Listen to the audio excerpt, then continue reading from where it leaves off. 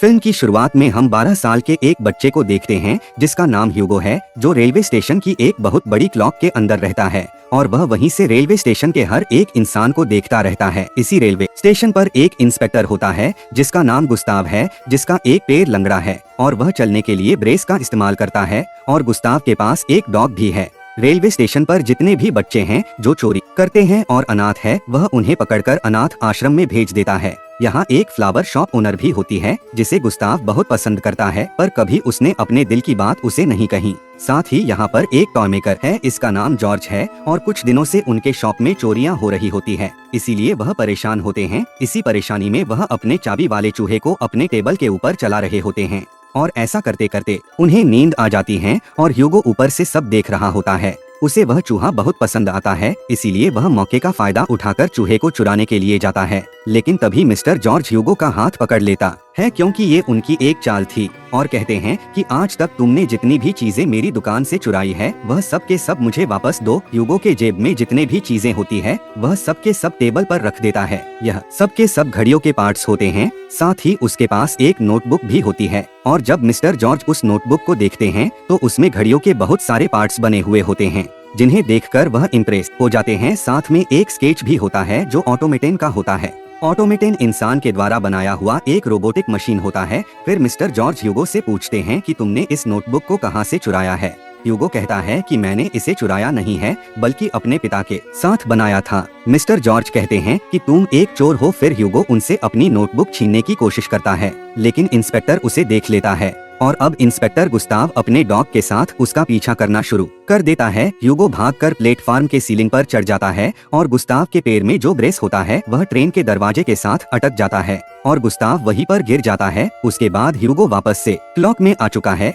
जहां पर वह क्लॉक को चाबी देता है, जिससे क्लॉक लगातार चलती रहती है और एक बार फिर से क्लॉक के बीच में जो गैप होता है उससे वह पूरे स्टेशन को देखना शुरू कर देता है। फिर रात होने के बाद जब मिस्टर जॉर्ज जब अपने स्टोर को बंद करके घर जा रहे होते हैं तो ह्यूगो उनका पीछा करना शुरू कर देता है। मिस्टर जॉर्ज उसे कहता है कि मैं तुम्हारी नोटबुक जला दूंगा और अपने घर के अंदर चले जाते हैं। वहीं पर ह्यूगो खिड़की पर देखता है जहां पर एक लड़की होती है जिसका नाम इजाबेल है और वह इजाबेल को नीचे बुलाता है और उसे बताता है कि मिस्टर जॉर्ज ने मेरी नोटबुक ले ली है, वह मेरे लिए बहुत इम्पोर्टेंट है। वह इजाबेल को सारी बात बता देता है। फिर इजाबेल कहती है कि मुझे एडवेंचर बहुत पसंद है, मैं तुम्हारा साथ दूंगी और कोशिश करूंगी कि मिस्टर जॉर्ज जो कि मेरे गॉडफादर है वह उस नोटबुक को ना जलाए। ये सुनकर ह्यूगो वापस आ जाता है। यहाँ पर वह ऑटोमेटन के सामने बैठा होता है।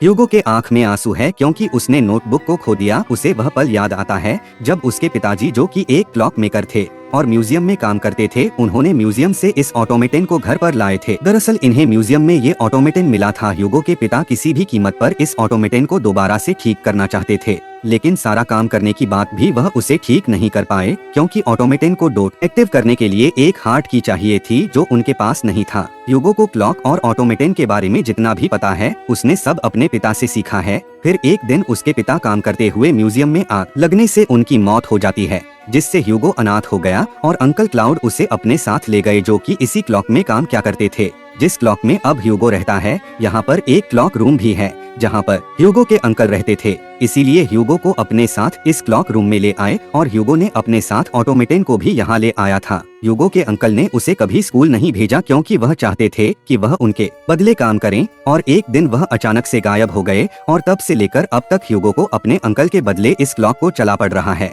इस बारे में किसी को नहीं पता कि 12 साल का ये बच्चा इस क्लॉक के अंदर रहता है। सबको यह लगता है कि क्लाउड ही इस क्लॉक को चला रहा है और ह्यूगो खाने के लिए स्टेशन से खाना चुराता है और साथ ही इस बात का ध्यान रखता है कि इंस्पेक्टर गुस्ताव उसे पकड़ ना ले। फिर अगले दिन ह्यूगो मिस्टर जॉर्ज के पास जाता है और अपनी नोटबुक मांगता है। वह उसे एक हैंकर चीफ देता है जिसके अंदर राख होता है और कहते हैं कि मैंने तुम्हारी नोटबुक को जला दिया। ह्यूगो को यह जानकर बहुत दुख होता है और वह रोते हुए वहाँ से भागने लगता है। तभी उसकी मुलाकात इजाबेल से होती है और इजाबेल कहती है कि मिस्टर जॉर्ज तुम्हारी नोटबुक नहीं जलाई, वह झूठ बोल रहे हैं। ह्यूगो को यह जानकर खुशी होती है और वह फिर से एक बार मिस्टर जॉर्ज के पास जाता है और अपनी नोटबुक मांगता है। फिर मिस्टर जॉर्ज कहते हैं कि मैं तुम्हारी नोटबुक दे दूंगा, पर सबसे पहले तुम्हें इस टॉय को ठीक करना होगा। ह्यूगो उस टॉय को पहले से बेहतर बनाकर ठीक करके उन्हें दे देता है। ये देखकर मिस्टर जॉर्ज उससे इम्प्रेस हो जाते हैं और कहते हैं कि अगर तुम मेरे लिए काम करोगे और तुम्हारा काम अच्छा लगा तो मैं तुम्हें तुम्हारी नोटबुक वापस कर दूंगा।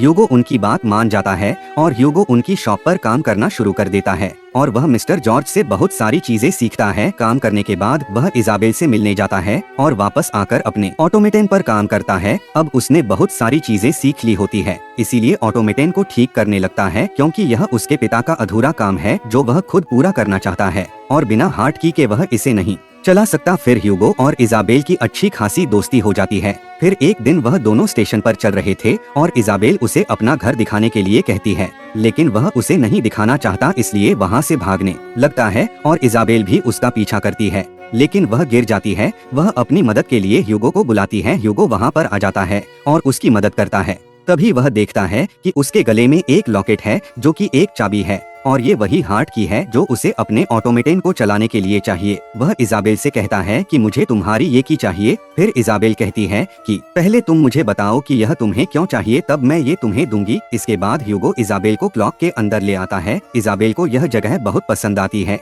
फिर ह्यूगो ऑटोमेटन को दिखाता है और उस पर इजाबेल की लगाता है और वह पूरी तरह से एक्टिवेट हो जाता है। एक्टिव होने के बाद उसके हाथ में जो पेन होता है उससे वह एक स्केच को ड्रॉ करता है जिसमें वह एक मून बनाता है जिस पर बुलेट मारी हुई होती है और इस स्केच के अंत में वह नाम लिखता है जॉर्ज मेलिस का, जो कि इजाबेल के गॉडफादर हैं। फिर वह दोनों यह देखकर हैरान हो जाते हैं कि उसने इजाबेल के गॉडफादर का नाम यहाँ पर क्यों लिखा। फिर इस रहस्य से पर्दा उठाने के लिए वह दोनों इजाबेल के अंकल के घर जाते हैं जहाँ पर इजाबेल की आंट होती है। यह उस स्केच को इजाबेल की आंट को दिखाते हैं जो देखकर वह पूरी तरह से हैरान हो जाती हैं और उन दोनों से पूछती है कि ये स्केच तुम्हें कहाँ से मिला। फिर ह्यूगो बताता है कि यह स्केच एक मशीन ने बनाया है और तभी दौर नोक होता है। इजाबेल की आंटी समझ जाती कि मिस्टर जॉर्ज घर वापस आ चुके हैं, इसलिए वह इजाबेल और ह्यूगो को इस कमरे में छुपने के लिए कहती है और कहती है कि तुम दोनों बिल्कुल आवाज मत करना। इसके बाद ह्यूगो और इजाबेल देखते हैं कि यहाँ पर एक अलमारी है जो कि बहुत पुरानी है। ये उसकी तलाशी लेना शुरू कर देते हैं। तभी ऊपर से एक बॉक्स गिरता है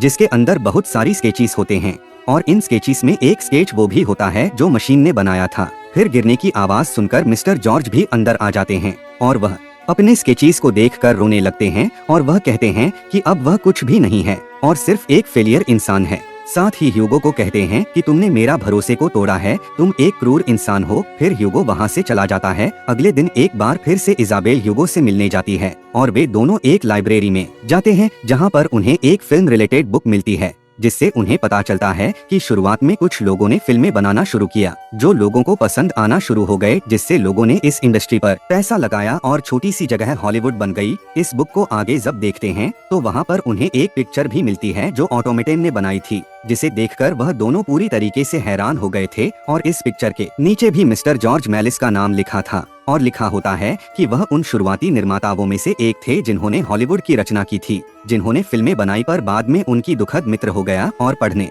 के दौरान पीछे से एक आदमी आता है जो इन दोनों को पूछता है कि क्या आपको मिस्टर जॉर्ज पर दिलचस्पी है। फिर वह दोनों उसे देखते हैं और समझ जाते हैं कि इस बुक का जो राइटर है वह यही इंसान है। फिर इजाबेल उसे बताती है जॉर्ज मेलिस अभी जिंदा है, वह मेरे अंकल है, उन्होंने मुझे गोद लिया था। वह राइटर उनकी बात पर हंसने लगा और वह कहता है कि ऐसा नहीं हो सकता और उन दोनों को एक ऑफिस में ले जाता है। वहाँ पर मिस्टर जॉर्ज की बहुत सारी फोटोज और उनकी चीजें होती है। फिर राइटर उन्हें बताते हैं कि मैं मिस्टर जॉर्ज से मिल चुका हूँ और जब मैं छोटा था तो मेरा भाई उनके पास काम किया करता था और एक दिन वह मुझे उनसे मिलवाने के लिए ले गया था। जब मैं उनके स्टूडियो गया तो वहाँ पर बहुत बड़ा सेट लगा हुआ था जो पूरी तरह से ग्लास से बना हुआ था और वहाँ पर वह फिल्म शूट कर रहे थे और मैं उनसे मिला था। मैं उस मुलाकात को कभी नहीं भूल पाया। मैं उनका बहुत बड़ा फैन हूँ। उनके बारे में आखिरी खबर मैंने यही सुनी थी कि वॉर में वह मारे गए। वॉर के बाद उनके बारे में कोई खबर नहीं मिली। उनका जितना भी फिल्मों की कैसेट थी सब खो चुका है, लेकिन उनकी एक फिल्म अब भी मेरे पास है। इसके अलावा उनका कोई भी फिल्मों का कैसेट अब इस दुनिया में नहीं है। अगर वह भी जिंदा है तो मैं उनसे मिलना चाहूँगा। और इसके बाद वे तीनों इजाबेल के घर आ जाते हैं जहाँ पर इजाबेल की आंट होती है। दरअसल मिस्टर जॉर्ज की तबीयत खराब है, इसलिए वह दूसरे कमरे में होते हैं। अथर इजाबेल के आंट से बहुत अच्छे से बात करता है और पहचान जाता है कि मिस्टर जॉर्ज की फिल्मों में जो हीरोइन हुआ करती थी वह वही है। इसके बाद वे लोग मिस्टर जॉर्ज की बनाई हुई फिल्म के रोल को चलाते हैं। इसमें एक सीन होता है जिसमें एक मिसाइल को लॉन्च करते हैं जो चांद पर जाकर लगती है और चांद रोने लगता है। यह वही पिक्चर होती है जो ऑटोमेटन ने बनाई थी। दरअसल यह बहुत पुरानी फिल्म होती है, लेकिन अब इसे नई टेक्नोलॉजी से पूरी तरह से बदल दिया गया होता है। यह फिल्म देखकर बच्चे बहुत खुश होते हैं क्योंकि यह फिल्म बहुत ही एडवेंचरस होती है। और तभी वहाँ जॉर्ज भी आ जाते हैं। वह अपनी ही बनाई हुई फिल्म को देखकर अतीत में खो जाते हैं और सबको बताते हैं कि अपनी जिंदगी की शुरुआती दिनों में वह एक मैजिशियन थे। साथ ही वह मशीन भी बनाया करते थे और जो मशीन इस वक्त ह्यूगो के पास है वह भी जॉर्ज ने ही बनाई थी।